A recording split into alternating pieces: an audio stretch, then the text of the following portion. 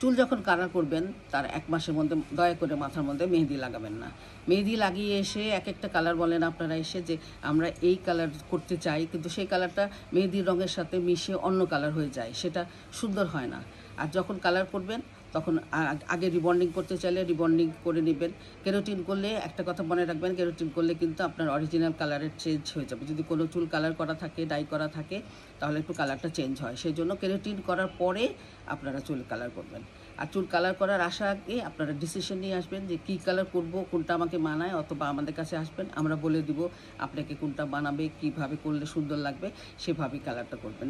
অনেকে আসে একদম অরেঞ্জ কালার করে নিয়ে আসে, তো তার চেহারাটার সাথে তার ম্যাচিং হয় না, দেখতে অনেক খারাপ লাগে। তো তারা ওইভাবে করবেন না, একটা ডিসিশন নেবেন। আপনি বেস কালার চান বা স্টিক কালার চান, যেভাবে চান স্টিক আর বেস দুটো একসাথে মিলে কী ধরনের কালার হবে, কালারটা আপনাকে মানাবে কি না, কালারটা সুন্দর হবে কি না, সব কিছু চিন্তা ভাবনা করে তারপরেই কালার করবেন। কালারটা একটা করে ফেললে অবশ্য পরিবর্তন করা যায়, এটা একটা মজার ব্যাপার। কালার একটা ম্যাজিকের মতন মানে হয় কাজ। ইচ্ছা করলে ডার্ক করতে পারেন, লাইট করতে পারেন, আবার চেঞ্জ করতে চাইলে চেঞ্জও করতে পারেন। আবার যদি আপনি মনে করেন আপনাকে ভালো লাগছে না, আপনি ব্ল্যাক বা ব্রাউন করতে চান, তাহলে তাও চেঞ্জ করা যায়। কিন্তু যখনই করবেন, পয়সা খরচ করে যেহেতু কাজটা করবেন, একটা ডিসিশন নিয়ে কাজ করবেন, যাতে আপনার কালারের পয়সাটাও নষ্ট না হয়, কালারটাও যেন সুন্দর হয়, আপনাকেও যেন ভালো বানায়। ভালো থাকবেন।